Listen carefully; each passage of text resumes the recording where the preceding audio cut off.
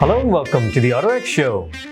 Now the Hyundai Grand i10 Nios has just been launched and it's become more grown up and more refined than ever before. Meanwhile, Maruti Suzuki has also launched a more refined and more premium MPV, the XL6. That's coming up, but first, here's the brand new Grand i10 Nios.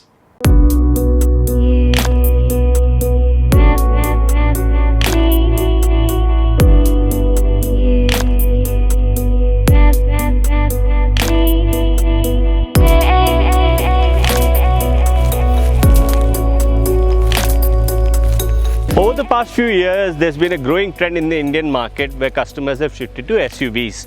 However, a stark fact of the market is that 48% of consumers still prefer hatchbacks. That's almost half the market. So something like the Hyundai Grand i10 Nios becomes very important for Hyundai as a brand, because if you can sell this successfully, it's big numbers, it's big market share, and there's a lot at stake. The first i10, then the Grand i10, and now the Nios. This is the third generation car. And we're going to have a look at what this offers compared to the last Grand i10, compared to the competition, and see whether this can change what is currently a rather depressive market. Can this bring about sales success for Hyundai? We try and find out today.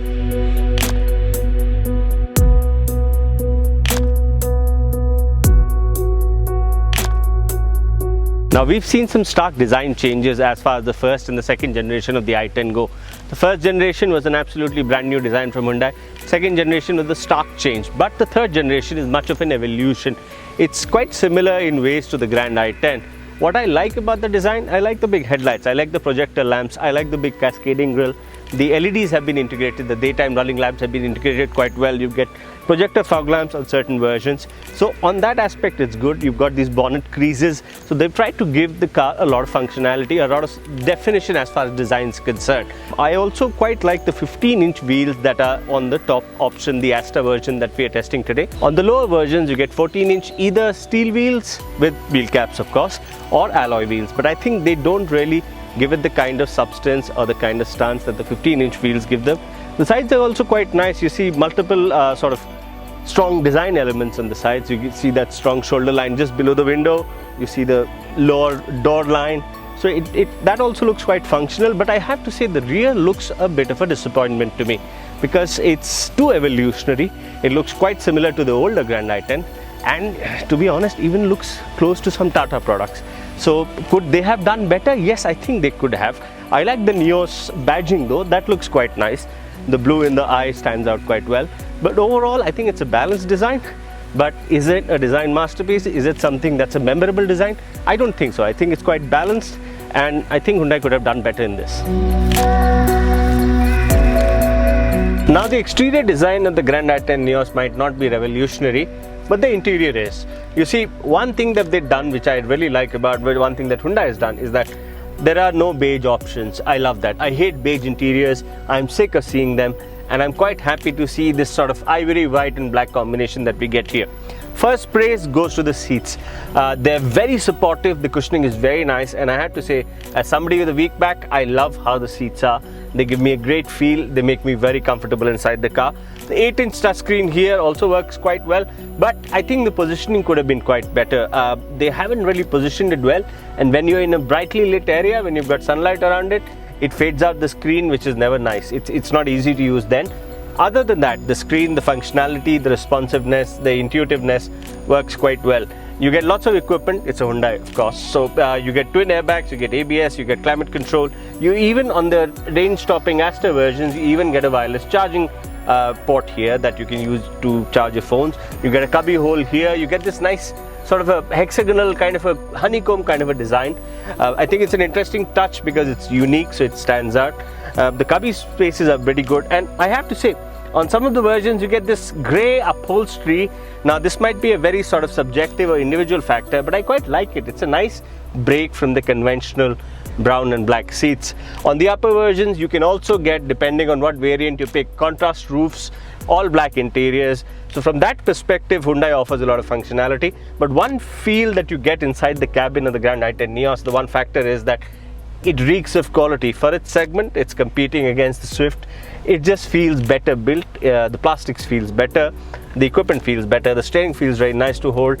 And in that aspect, I think there's a definite plus as far as the transition from the Grand i10 to the Grand i10 Nios is concerned.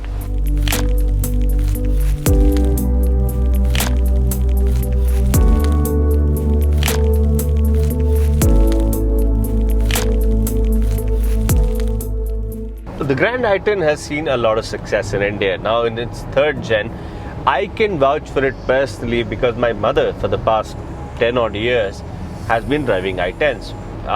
We bought her the 2008 i10, the first gen. In 2014, we bought her the Grand i10.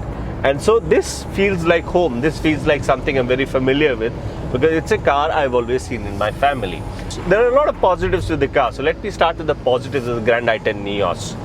First, you can actually feel how stiff the chassis is, how well the whole car is put together, how well the suspension is tuned, because it feels like a cohesive unit. You can feel on bad roads, on good roads, it's just a fantastically stiff chassis that does exactly what it's asked to do.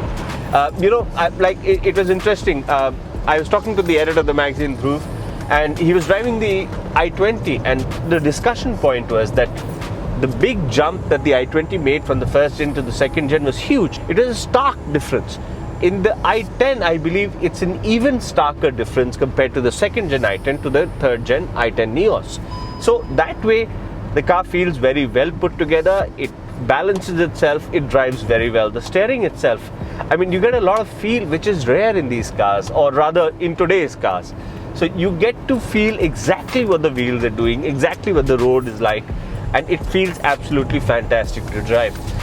Engine options, you get two engines. You get the 1.2 petrol, you get the 1.2 diesel. Same engines that were offered in the last i10, but with slightly more efficiency improvements. Gearboxes also, interestingly, you get now. Earlier, the last gen i10 was only offered on on the 1.2 petrol with the torque converter gearbox. On this case, now they offer an AMT automatic both on the petrol and the diesel. Now, on the diesel, the AMT works quite well. There's lots of torque, you can play around with it, and it's absolutely nice to drive. On the petrol, the AMT doesn't work as well, either in too high a gear, or when you press the throttle very long to go somewhere, it hunts for gears. So I'm not sold on the 1.2 AMT petrol. Refinement wise, the petrol engine works really well. The diesel engine, I think, is a little too loud for the segment. I think there's too much diesel noise coming inside the cabin. So that's something they have to work with. Tractability and drivability wise, both the petrol and the diesel work quite well. They're quite efficient, they're quite usable for everyday use. So from that perspective, the chassis is fantastic. The suspension setup really works well. And I have to say, it's actually, older days, the Hyundai image was that the suspension was too soft. At high speeds, you would feel a little sick. They would get a little wary. But in this case, especially with the i20, the Creta, the Venue, and now the Grand i10 Nios, the suspension is so well set up. And I think that's Albert Biermann, he's the gentleman who's now in charge of chassis development, ex-BMW M. He's made a remarkable effort or a remarkable difference on how Hyundai chassis and the platforms feel. And to the extent the Grand i10 Nios on really broken roads can actually feel a little too stiff. But I think for me that's a positive. I would rather have a little too stiff car than have a car that's too soft and makes the passengers feel like they're about to vomit. So from that perspective, chassis perfect, suspension setup near perfect, engines quite good, transmissions, the manuals are fine, the AMTs I'm not sold on, especially on the petrol. The other remarkable difference that the i10 has is on the interior quality. Just the whole way the car feels, the way you shut the door, the way the door locks feel, the way the soft touch surfaces, the 8-inch touchscreen here, or the small digital display I have in front of the driver, it's fantastic. You've got all the features you want. You've got climate control, you've got projector headlights. So all that works really well. In fact, even on the space front, it's terrifically well done. The rear seat, even with somebody like me, 5'9", sitting in the front, I can easily have somebody taller than me sitting behind me. There's enough space. And special mention should also go to the seats. I love the seats. I'm somebody who has a slip disc, who has a weak back, and the cushioning the seats provide, the support the seats provide, it's fantastic. In this segment of cars, there's never been a better seat, and I'm talking about experience of 25 years. So from that aspect, it works fantastically. The seats are great, both front and rear. You've even got enough space, almost enough space to fit 3 people in the rear. The boot is big enough. From all that perspective, Grand i10 really ticks all the boxes. What it misses out, unlike the Venue, it doesn't have the Hyundai Blue Link technology that allows you to call the call center, do lots of other stuff. Also, one more problem, I'm not a fan of the 8-inch touchscreen. Yes, it looks well, yet it works well, but there's so much light inside the cabin, it's got a big glass house, that in sunny areas, the screen is almost unreadable. So for me, that's a definite no. But every other aspect, especially given the pricing, especially what Hyundai wants to project is that this is a Swift rival. I believe it is. Yes, it might not have the brand name of the Swift. The Swift is somebody that is a boy racer, likes to drive. But honestly, this feels like a better car to drive than the Swift. And it's cheaper than the Swift.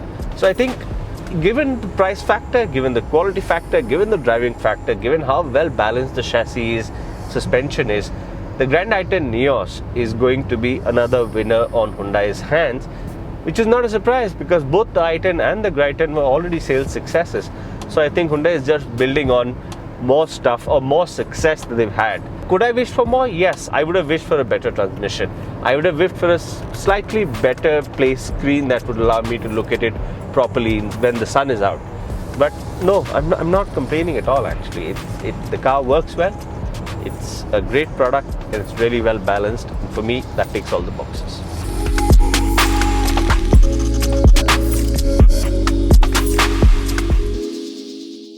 Now don't go anywhere, because when we come back, Arup gets behind the wheel of the Maruti Suzuki Ertiga's snazzier brother, the XL6.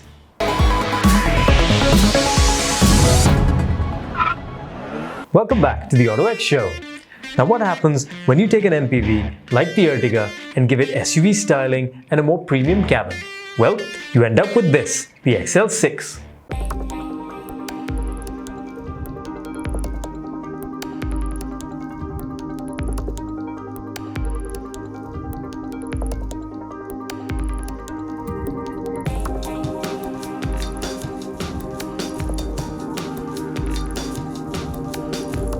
MPVs are synonymous for being practical. They offer a lot of space, both for passengers as well as for luggage.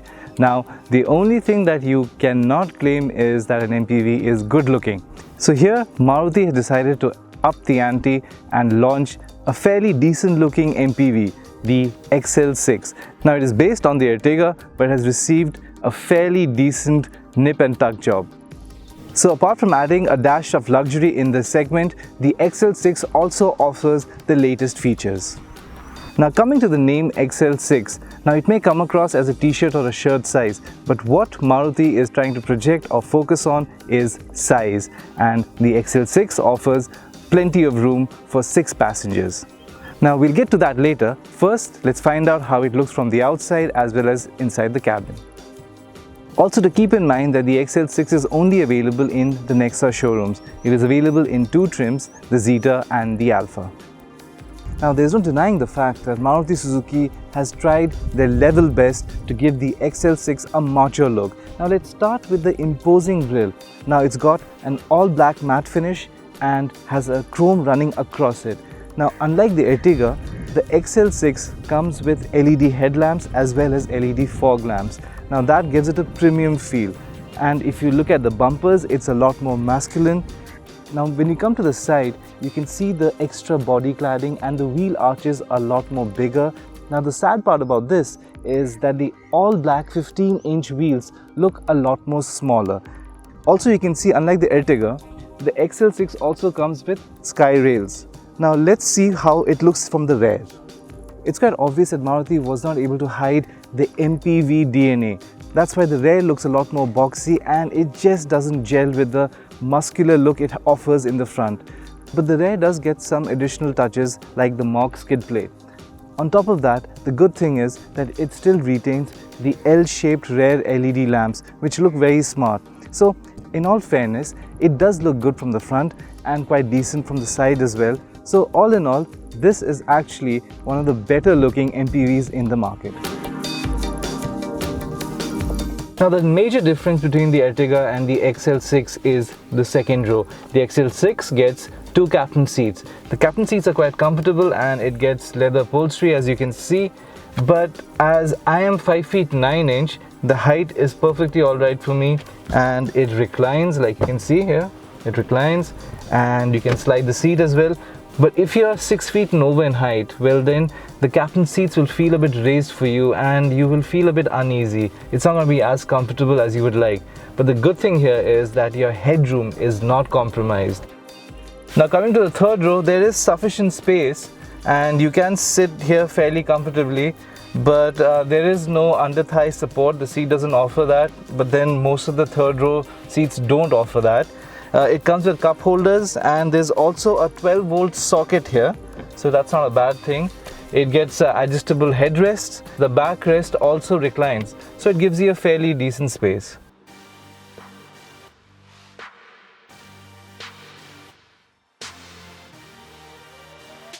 When you step inside the cabin, the first thing that strikes you is the all-black interiors.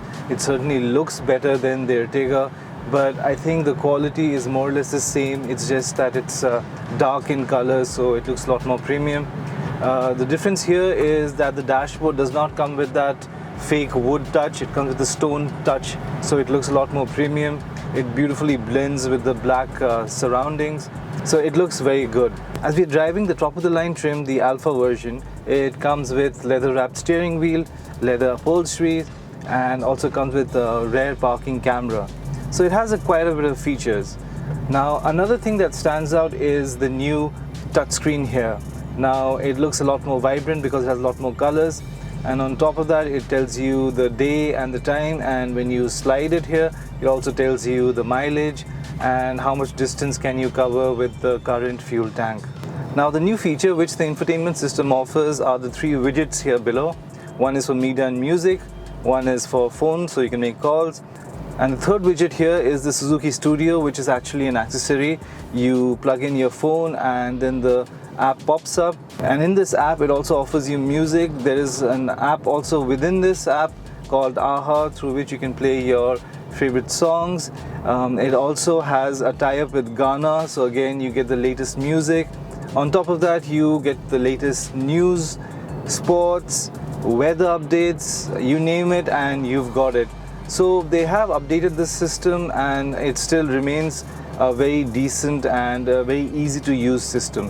The XL6 is only available in petrol and is powered by the 1.5 litre engine, which has an output of 103 bhp. Now it is available in both automatic as well as manual, and we drove both the variants. Now starting with the 5-speed manual transmission, the clutch is extremely light and changing gears is effortless, so the entire driving experience is very comfortable. On top of that, the way the gear ratios are spread, that even if you put it in third gear, you can pick up speed as low as 800 Nm of torque, so you don't need to keep shifting gears in the traffic, and it is very urban friendly. When it crosses the 3-figure mark, the XL6 feels quite solid and planted on the road. And to top that, it doesn't feel nervous when it takes on corners as well. Now this we feel is because the suspension setup of the XL6 is a bit more firmer than the Ertiga. So speaking on being firmer, well, the ride quality does suffer a bit when it goes over broken roads, and it is more pronounced for passengers sitting in the second and third row, so it does suffer a bit in terms of ride quality.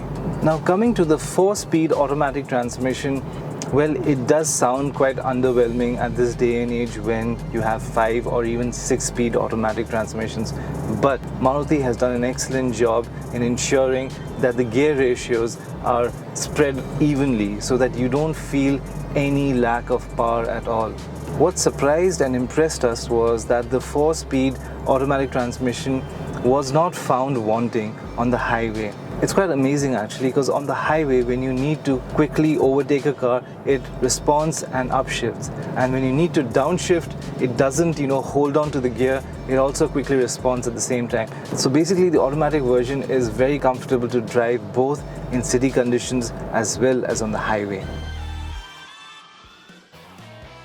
After driving the XL6, the million-dollar question arises: how does it actually fare in real-world conditions? Let's first start with the 1.5 litre petrol engine, which has 103 bhp of output. It offers a seamless driving experience. Both the 5-speed manual transmission and the 4-speed automatic transmission offer plenty of power in city as well as on the highway. Now when it comes to looks, Maruti has managed to bring the style quotient into this MPV segment. Now the XL6 looks good and offers that premium feel when it comes to LED headlamps, the fog lamps and even the imposing grille. Also, when you step inside, the all-black interiors does look a lot more plush than the Ertiga. The X factor in the XL6 has to be the captain seats. They are very comfortable and provide a commanding seating position, but not so much for people who are over 6 feet. Now, keeping in mind that the XL6 ranges from 9.5 lakhs and goes all the way till around 11.5 lakhs, it does offer a value for money which Maruti is known for, but at the same time it also offers you luxury, style and of course a lot of features which you expect from modern day cars. So if you're in the market to buy an MPV, well, the XL6 definitely is one of the better looking ones, and when it comes to service network and reliability, well, you really can't go wrong with Maruti.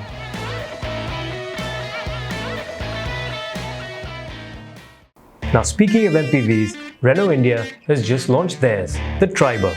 It's a sub-4 meter MPV that is priced really competitively, and it packs 3 rows of seats.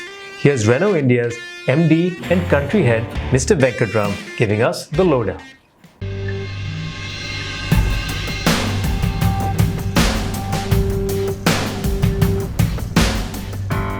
We're at the launch of the Renault Triber and speak to Mr. Venkatram, the MD of Renault India. Venkat, the Triber competes in a segment where most of their competitors haven't done well. What about the Triber do you think will change that? Its features, its USPs like modular, flexible and very affordable. These 3 is enough that we can pitch in at a better pace in the market. And how's the transition to BS6 coming along for you? I mean, for all your products, what is the road plan for that? See, we are a global company with Euro 6 being there in the Europe for Renault. It's a plug and play for us, and it's a matter of time that we will be shifting all our products to BS6 and we'll definitely meet the regulation. And where do you think that the concentration and demand for the Triber will come from? Is it tier 1, tier 2, tier 3 cities? And what is the game plan for that? Pan India, that's what I would say. Definitely we are not in a great existence today in the rural towns, which we are now going to pitch in with Triber into the rural towns and expand our network through the current stakeholders, which is dealer partners, and also provide them a avenue of expanding in the rural towns. And definitely this product is meeting all the requirements which is needed for both urban as well as the rural towns, and I hope that this will do better. You also in your presentation announced that by 2022 you have a lot of targets. Yep. What exactly is the roadmap for that? It's our midterm plan. We said we will double our market share by 2022, and we are on this path, on the right direction. This being one of the baby which is taking us to that direction, and a couple of launches which are coming in the next few years, starting from next year, and this will progress into that direction with the existing products like Duster and Quid. And to increase your reach on ground, what number of dealers are you looking at to have in India by 2022?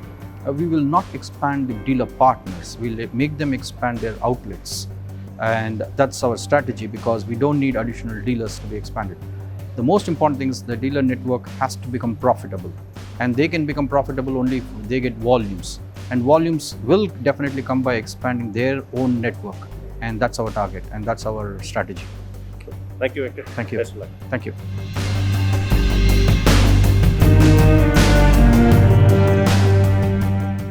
Well, that's all the time we have for you today. Thank you for joining us. Remember to follow us on social media for your daily dose of all things automotive. And remember, it's chaos out there, so always buckle up and wear your helmets. We'll see you again next weekend on the autoX Show.